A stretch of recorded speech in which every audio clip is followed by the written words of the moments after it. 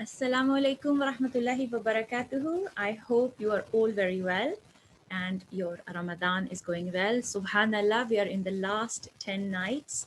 I hope we are exerting in all our efforts as we have been advised and as we have been shown by the Sunnah of Rasulullah sallallahu alaihi wasallam. I'm very excited today. It's a very, very important topic, a topic I feel is not given its due importance. Let me turn my own YouTube off because I'm keeping an eye on the questions on YouTube.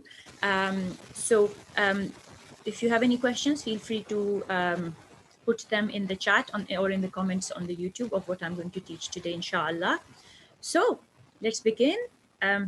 الحمد لله رب العالمين والصلاة والسلام على أشرف الأنبياء والمرسلين طب القلوب ودوائها وعافية الأبدان وشفائها ونور الأبصار وضيائها وعلى آله وأصحابه أجمعين برحمتك يا أرحم الراحمين اللهم فقهنا في الدين وعلمنا التعبير وجعلنا من خيرة أمة سيدنا ومولانا محمد الصلاة والتسليم. So it's all about the calculations today. I'm not going to cover the basics of the fiqh or the definitions or how many times zakat is mentioned in the Quran. Zakat traditionally was only one way that the Islamic State was run. Islamic State was run using three things. Ghanima, which was the spoils of war, as if I may put it simply. Baytul Mal, which was the donations given or money collected within the through various means, not just through ghanima, by the state. And zakat was then added. So these three means of finances were run in order. The main purpose was to reduce poverty, for the governance of the Islamic State, and to zakat out of these three was used mostly to stop any Muslims suffering any hardship when there were wealthy Muslims around. I would like to then sort of, the importance of this is only apparent from the fact that as many times as zakat is mentioned, as many times as salah is mentioned in the Quran, zakat goes hand in hand. Yet I find, unfortunately, that Muslims put so much importance on the fiqh of salah. Why? And I mean, I get so many questions in the mosque. Alhamdulillah, we are in a global world now, in a global society. Some sisters are reading the Shafi'i way, some are reading the Maliki way, some are reading the Hanafi way, the Salah. Why are the hands up? What about Rafa Yadain? Why is the witr 3 in 1 rather than 2 and 1? Why not one before Fajr? Sisters coming up to me and saying, what is the dalil behind this rukn that after the second sajda there is ta'adila? It boggles my mind, yet not a single question about zakat. The thing is that we have, as a society, we are bereft of the pleasure that it comes and the sukoon that a human being gets when you give money by hand to somebody and you see its fruits. The reason is that in the West, we're living a very sterile life. You push a button and somewhere something has happened which we don't see, which our eyes don't see, which our ears don't hear. So we've lost that spiritual element of zakat. Zakat is first and foremost a pillar of our worship. Allah, not just the command of aqimu salah wa atu zakah warka'u ma'ar raki'in, that whenever there is salah, there is zakah.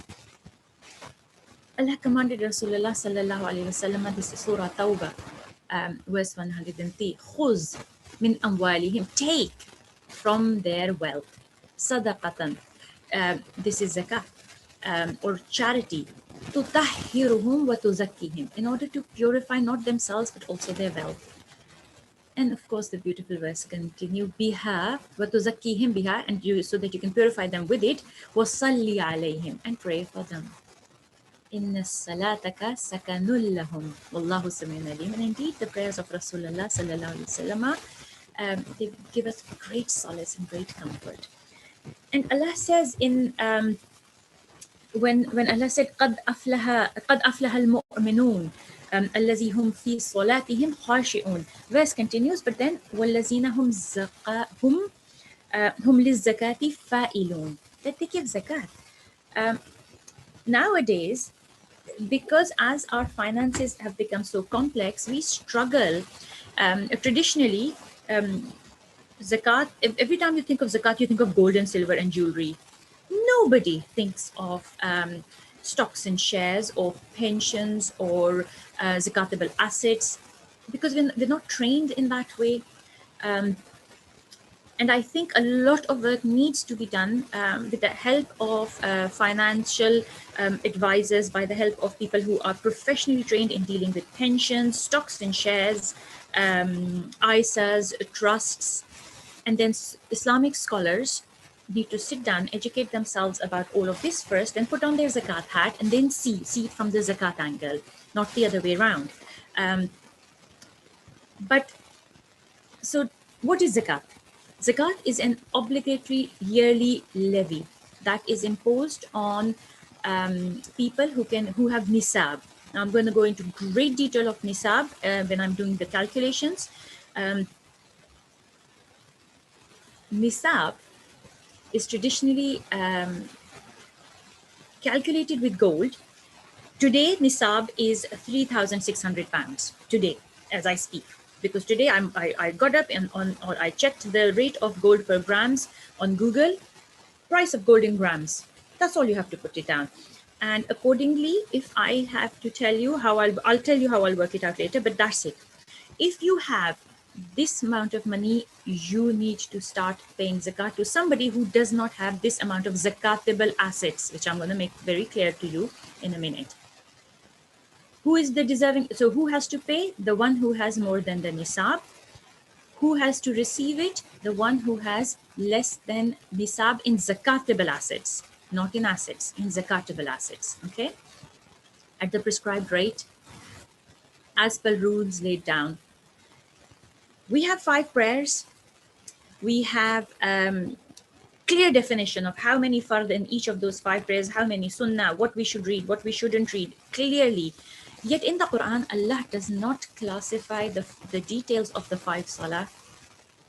It was left for Rasulullah sallallahu alaihi wasallam, who is Shari sallallahu alaihi wasallam, to explain all this to us. Yet Allah went into great detail, in such calculated detail, how zakat should be paid, what is the percentages, who are the recipients.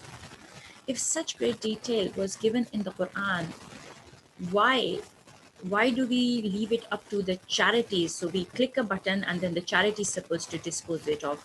Where is our responsibility? We will be answerable for our zakat as much as we will be answerable for our salah. On the day of judgment, equal questioning will happen. It is one of the pillars. It is one of the defining pillars of Islam.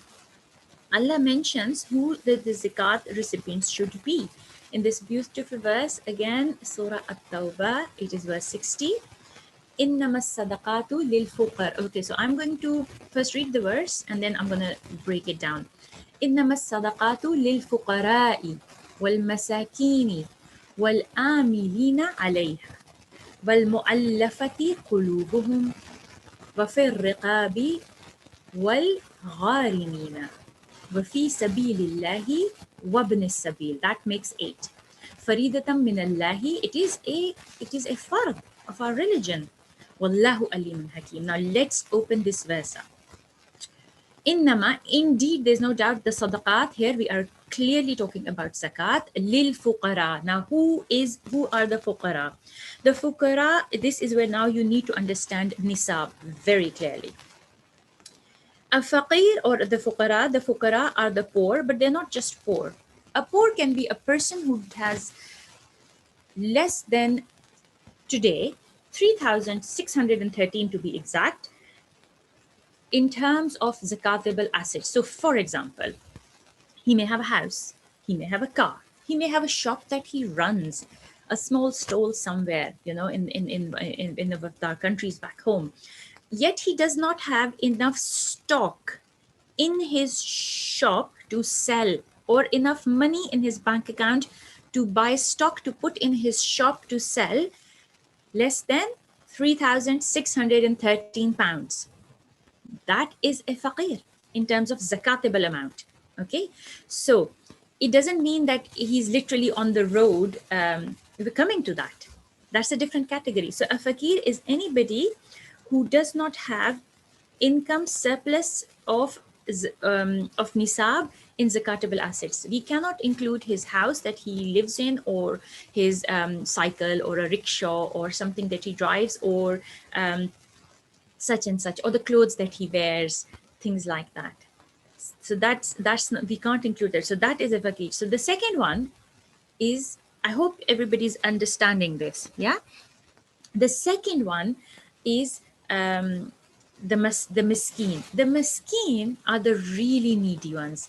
They are the poor who don't even have clothes on their body, or food to eat, and water to clean, water to drink.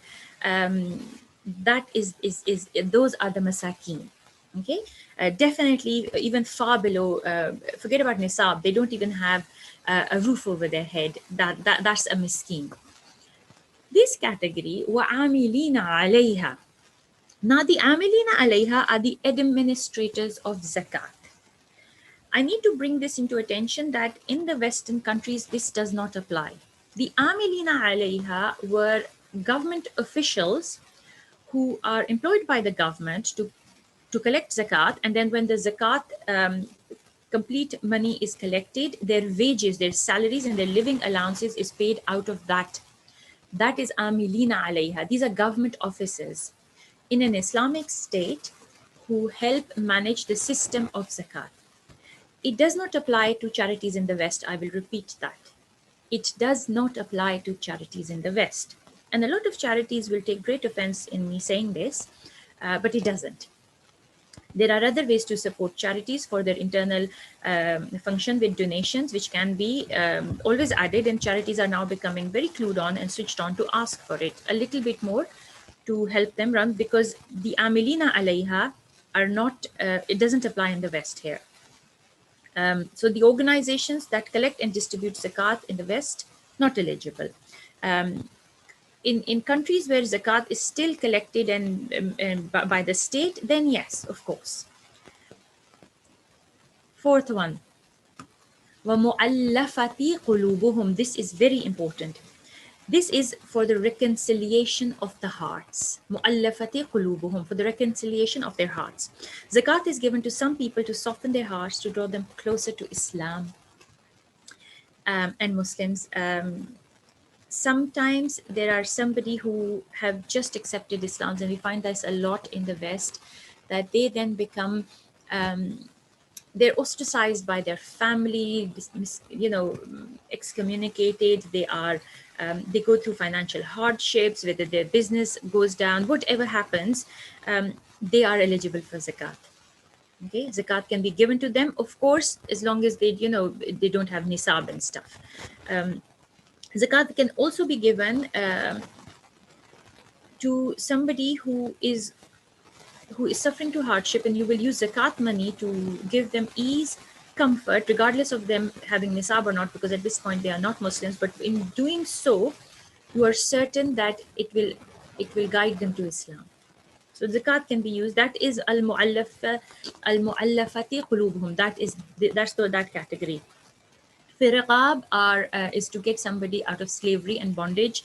Doesn't apply these day and age. There's no more slavery. However, some people was telling me that in Mauritania there is slavery, but it doesn't apply to that kind of slavery anymore. Gharimina. Well, gharimina. The gharimina are people in debt, such that despite having house and a car or whatever, they cannot run their day-to-day expenses and pay their debt. So they cannot function and pay their debt. This, of course, it doesn't mean that you're trying to pay off somebody's mortgages, and so that doesn't apply or to that. I'll come to that in a minute. But really that you help somebody pay off their debt, and you don't have to then make them the owner of the zakat money. You give it straight away to the creditor on behalf of the debtor. You pay it straight to the creditor. You can do that. Wafi sabilillah. Now, this is a word misused by a lot of people and charities and whatnot in the West. Fi sabilillah was very clearly only used for the defense of Islam by an Islamic state, and only the state had the authority to implement this category. It was used for the mujahideen, yes, for the defense of Islam. So, any charity in this day and age, cannot ask for fi sabilillah. So that's very clear. Ibn as-Sabil, Wabn as-Sabil, this is what really applies to us here today in the West, the wayfarer. I would call this the refugees now. It may be that at home they were professionals, they had properties, they had land, and they had disposable income in their bank accounts back home. But I know many Syrian families or families from other parts of the world, where mass migration is now happening, and this refugees crisis is so big in the world, especially in the Western countries. You can use zakat to settle them. And this is where zakat charity begins at home concept comes in. Instead of sending your zakat to, traditionally in Islam, zakat was never even allowed to leave a city. Zakat had to be spent in that city traditionally. Forget about leaving a country and going to another country. The zakat could not leave that city. So for that reason, we should look at home first. Can you dispense your zakat here? We have become so lazy in this pillar that whatever is easy, click of a button, it's done for me. I don't have to exert any effort. Where is the sawab in that? Yeah, where you do. So look for people that you can spend the zakat on here. And alhamdulillah, we are working on something exactly for that zakat should be spent in England before it is sent out. I'm not saying there might be great need in countries like in India and Pakistan or Bangladesh or some African countries. There is great need. But I would say at least we should do some kind of percentage that we should spend some zakat here and then abroad as well. So now that we know about the categories of zakat, I think it is very important to go to the crux of the discussion. I've got half an hour left, and I was trying to finish what I'm saying to you guys in 15 minutes.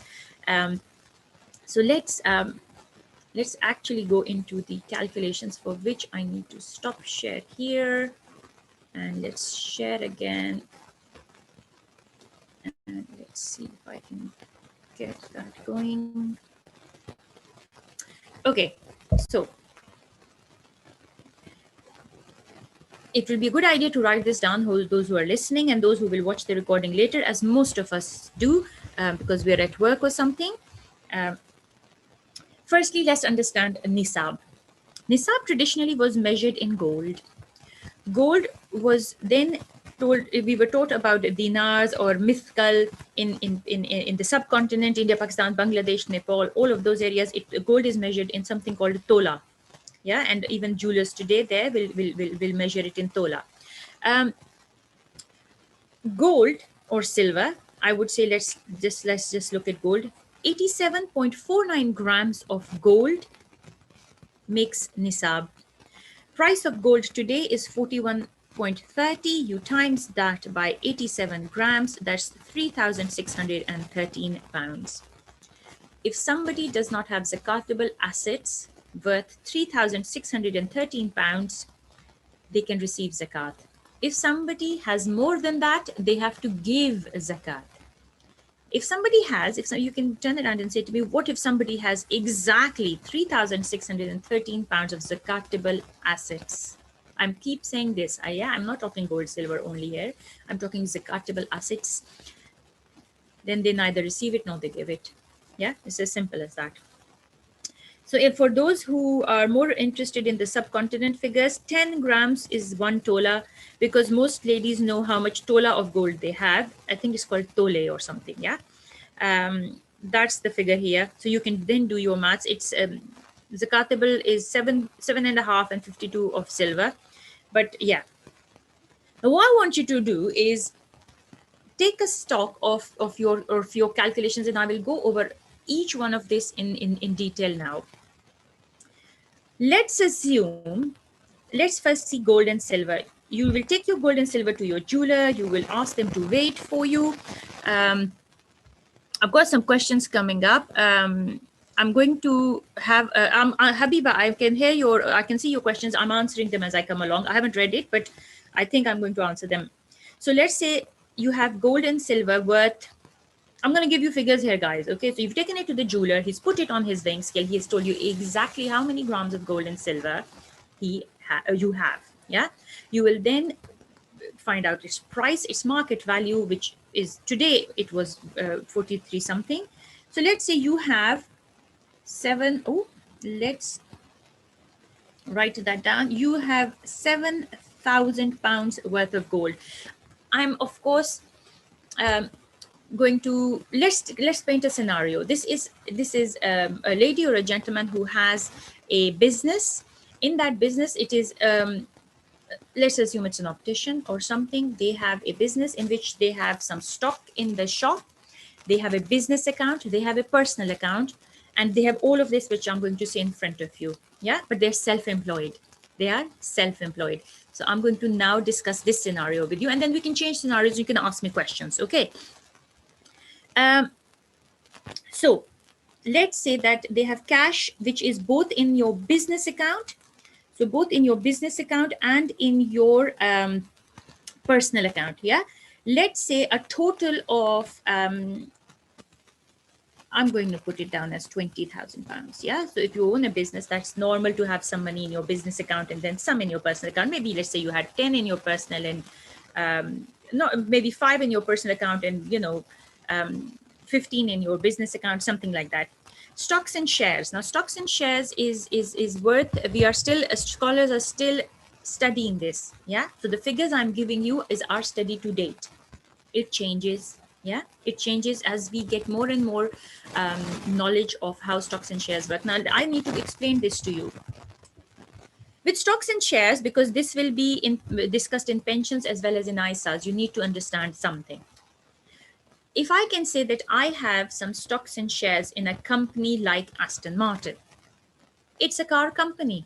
Yeah, they have a factory in Wales, they have a factory in Gaydon, they have a factory near Banbury, and then they have in the factory some plant and machinery. Okay, they have in the factory plant, machinery, fixtures and fittings, and then they have stock like cars. Yeah, the stock is what they buy and sell. So if you have shares in a company like Aston Martin, I'm just giving you one example, there are hundreds of different types of companies. The only part of zakatable asset that your stocks and share is the cars, because plants, machinery, fixture and fitting is not included. Similarly, it can be applied to many other companies. This is why scholars have sat down with financial advisors, and if one of you out there is an expert in stocks and shares and pensions, then do contact scholars to help them out. It is said that 20 to 40% of the stock value is calculated. Now, when is this calculation done? This is something that I need to discuss with you, which I will. What do you call hawlanul hawl? Yeah.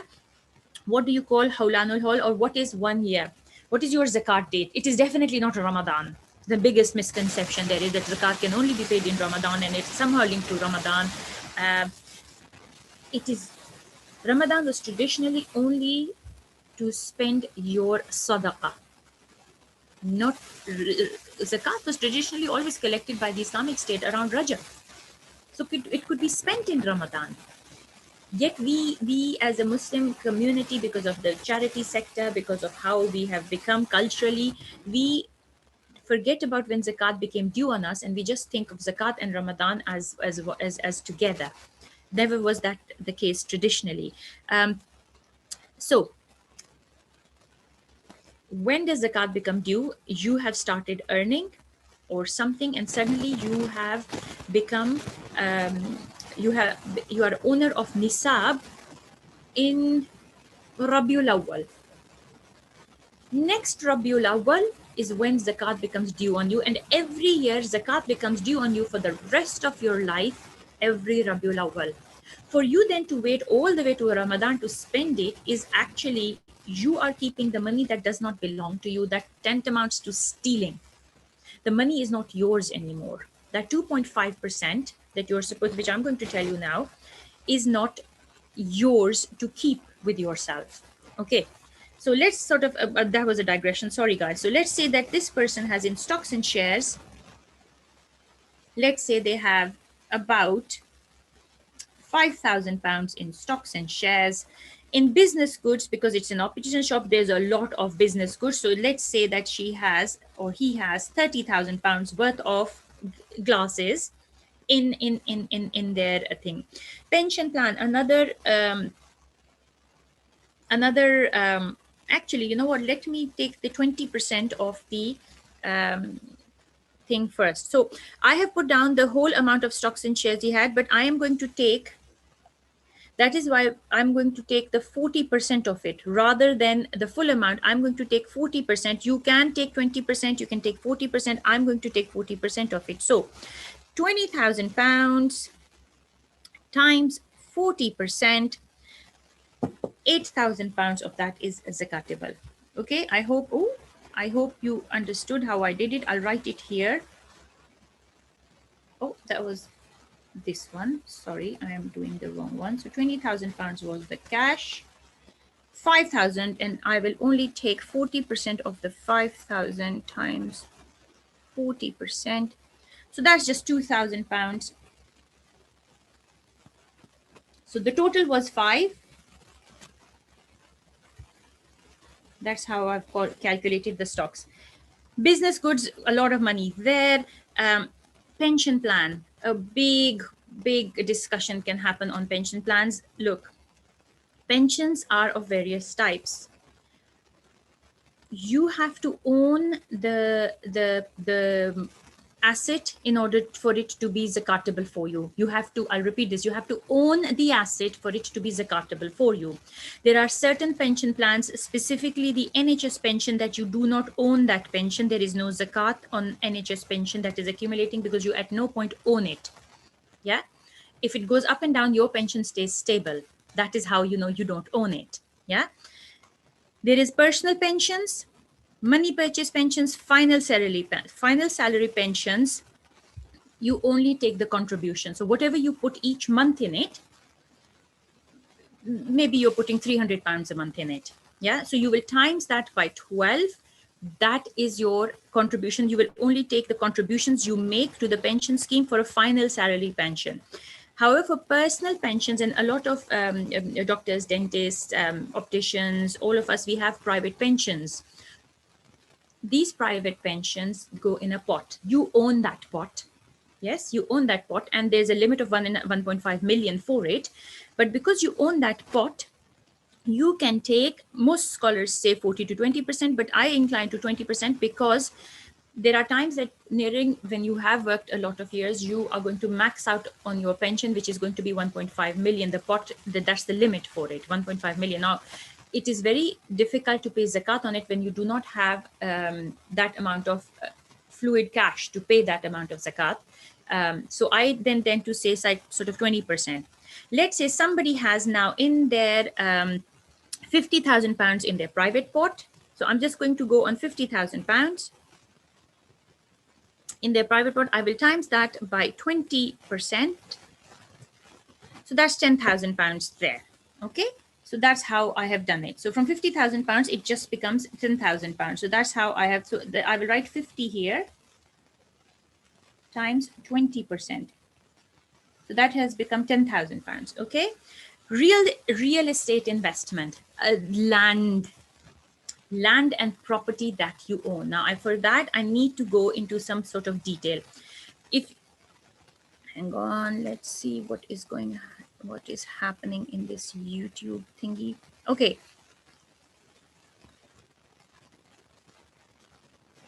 Okay, so let's now look at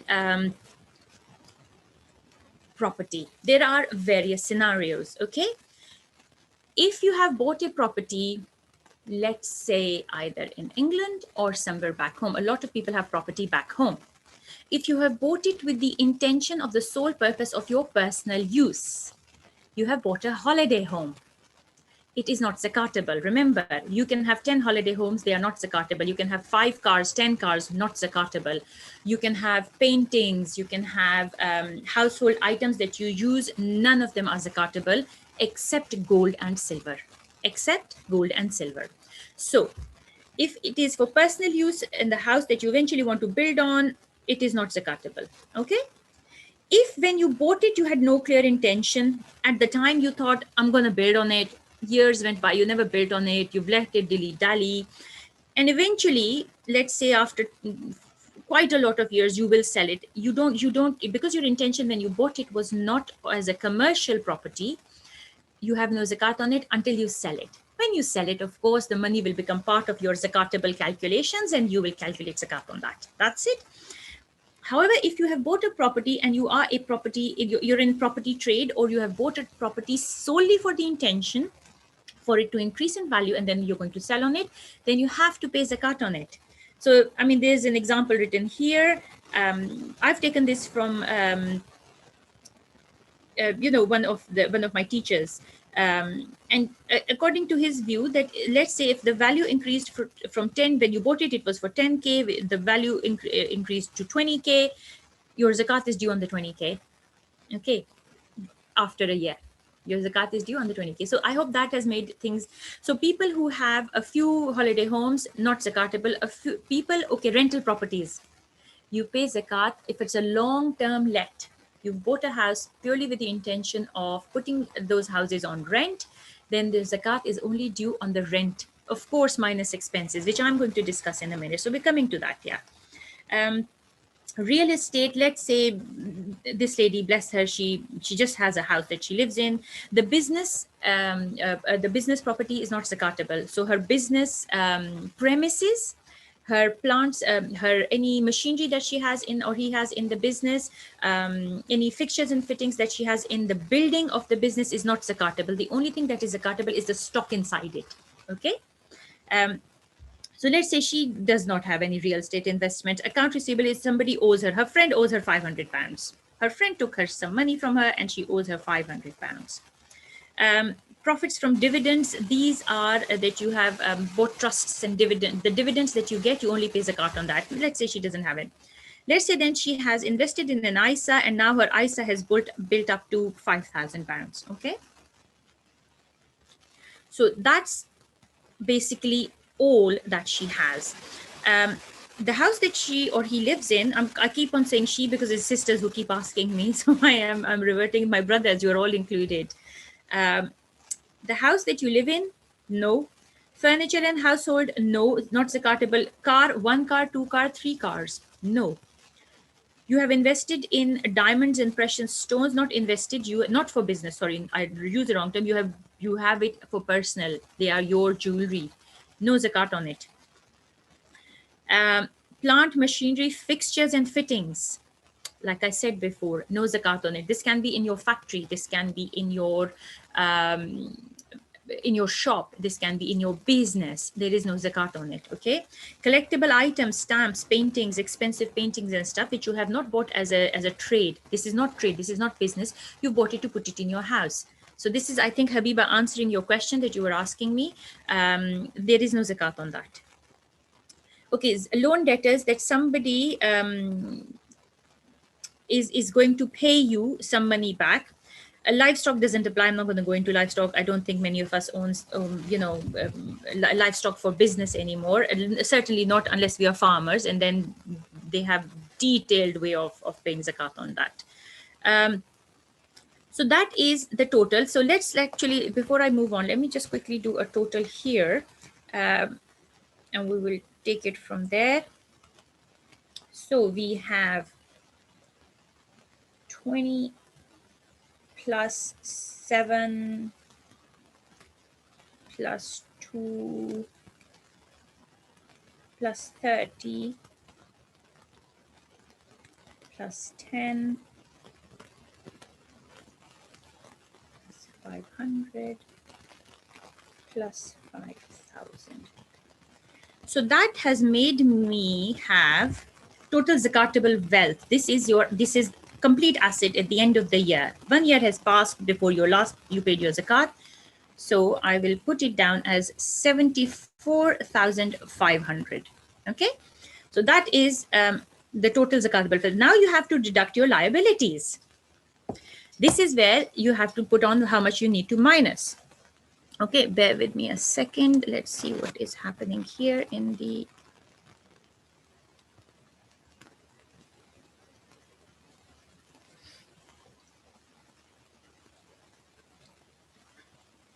Okay. So you then have, you can take 1 or 2 months worth of your bills out.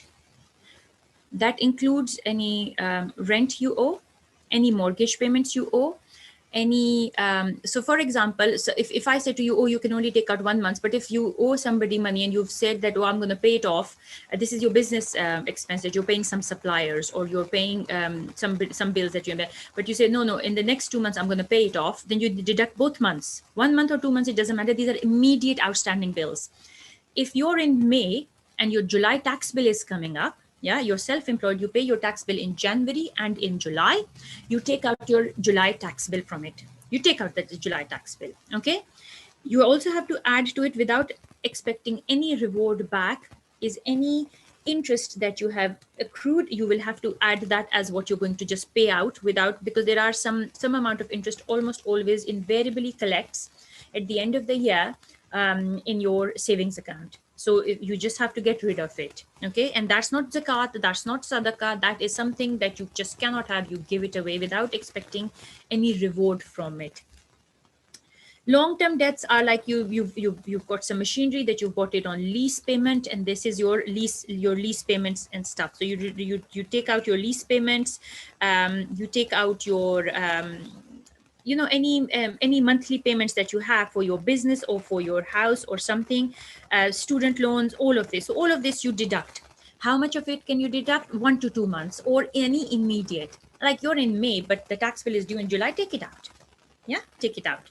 If you're paying your zakat in December and or even in November or October, and your tax bill is due in January, you have been collecting, you take it out from your total zakatable assets.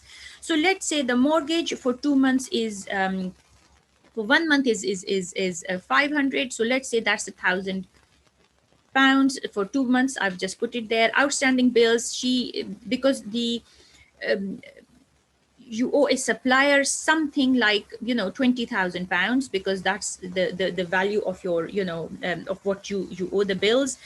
You've got a tax bill coming up of £11,000. I'm just giving you figures. Long-term debt, you add another sort of £2,000 of payments there, loans, things like that. So let's say you have 20, 30, yeah, so 31, 32, 33, 34.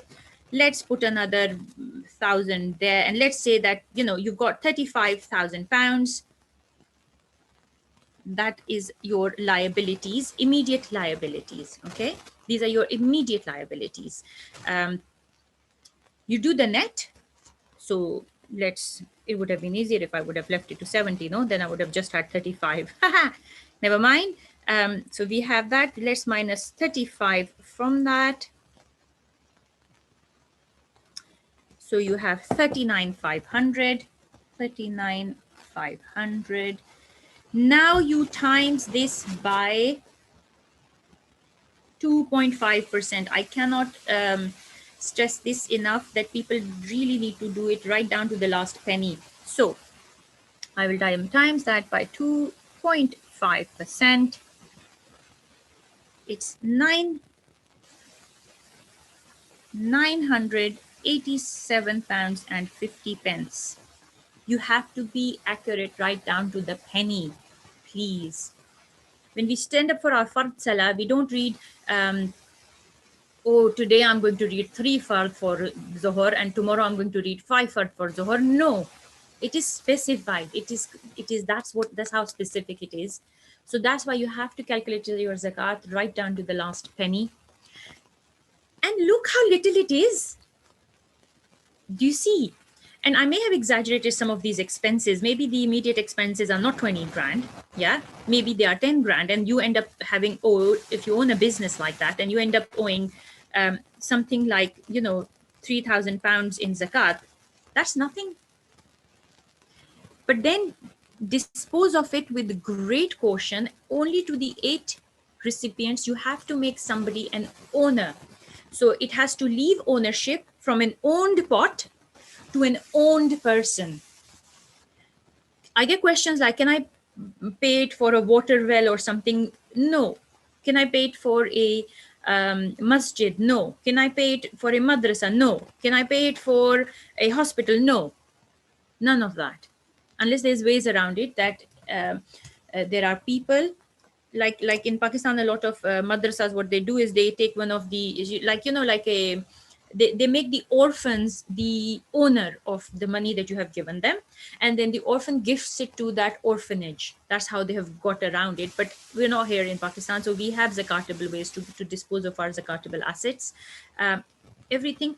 Rasulullah Sallallahu Alaihi Wasallam said only the most miserly person just pays his zakat. We were a nation just one generation ago, when we heard a good news, let's give sadaqah. You heard a sad news, give sadaqah. You want to head out to a good new venture, give sadaqah before. You want to go buy a car, you give sadaqah before. You've got bought a new house, you give sadaqah. Sadaqah, or giving, not zakat, sadaqah, was so part and parcel of our culture that we here in the West are completely bereft of its blessings and of its beauty. My advice to my brothers and sisters is that if you feel that you cannot just keep phoning back home and asking somebody to give some sadaqah on your behalf, we have hundreds of charities. Every time you hear a good news or bad news, £5, £10, £2, £3, do it on a, not even on a daily basis, on a monthly, weekly basis. Keep doing it, because nothing washes off sins and extinguishes the fire of hell like sadaqah does. Zakat is the minimum. Zakat is the minimum, which is not even your own money or my own money.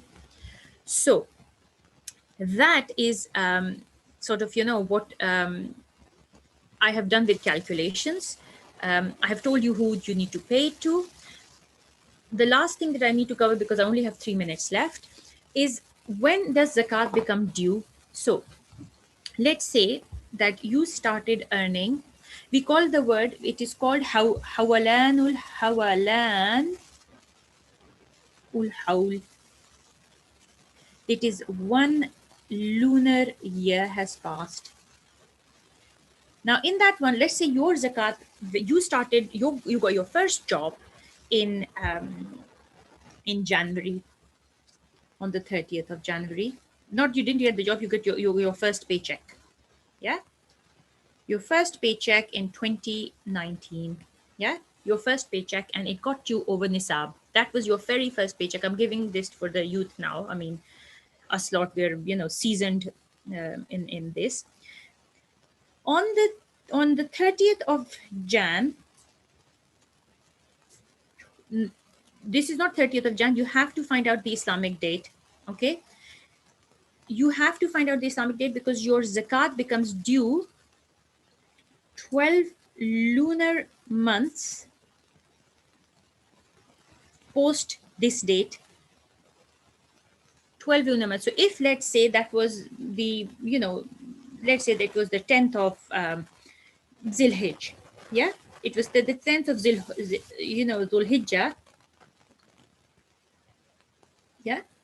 So if it was the 10th of Zulhijjah, you will come 12 lunar months on the 12th of Zulhijjah, which obviously will not coincide with 30th of January, is when you will sit and see what is in your bank. It does not matter how much money has been coming and going. It does not matter that that whole amount of money stayed in this bank account for the 12 months. It does not matter.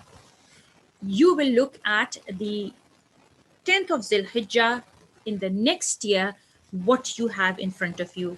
Because if you start calculating, oh, this has only been there for 3 months, this money, or this money has been there for, less than that, I'm not going to include that as part of my asset. It doesn't work like that.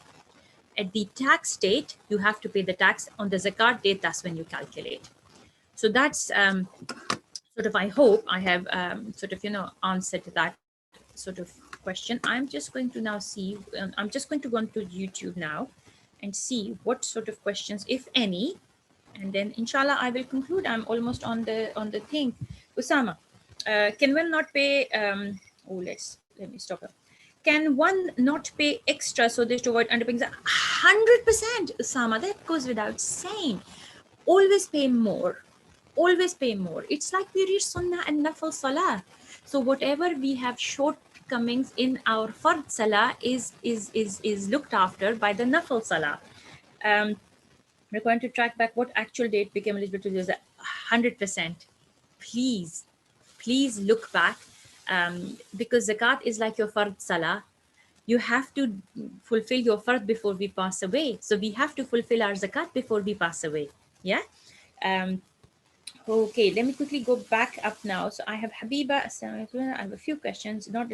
So non-essential possessions are not zakat. Your personal possessions are not zakatable anyway. It doesn't matter whether they're essential or non-essential. If they're personal, I can have 10 paintings, 10 houses, holiday homes, 5 cars, but if they're my personal, not zakatable. Is zakat due on money paid in? Yes, I have discussed this in great detail. I've told you what nisab was. I've met for the nisab the first time straight away. 1 year has to pass on the first time, remember. So you became owner of nisab, 12 lunar months have to pass. That's when you're zakat, when you have to pay zakat. And from that day onward, every 12 months. And please, it doesn't come in Ramadan only. Yeah. So don't hoard the wealth that is not yours all the way into Ramadan. Historical zakat currency, total gold, that's fine. Some, I think I've answered your questions. Then we have Rabia. If you own a house and are renting out the property, how much zakat do you pay on it? Only on rental income. So if it's a long term, you're not going to sell it off very quickly. If it's a long term buy as a means of income, then whatever rent you have collected minus the expenses, it will just become part of that spreadsheet that I showed you. So you will put it as the rent minus expenses, total rent received, total expenses spent on the flat or anything or other expenses. It becomes part of your total pot, and you calculate your zakat 2.5%, of course. Guys, I'm way over time.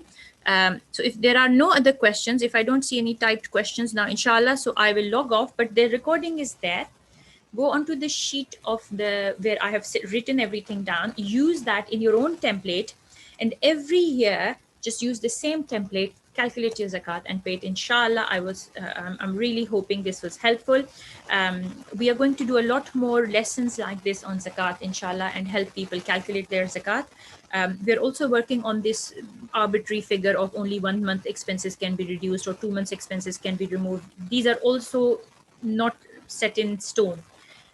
Also, this 20 to 40% is not set in stone. This is the latest advice that scholars have received from financial advisors and people who work in finance, which of course we don't, but as the advice will change, so would be our teachings. Okay, so I hope, inshallah, that was beneficial. I will not be here next Tuesday, but I hope all these 4 lessons in Ramadan have been beneficial, and I will see you all very soon.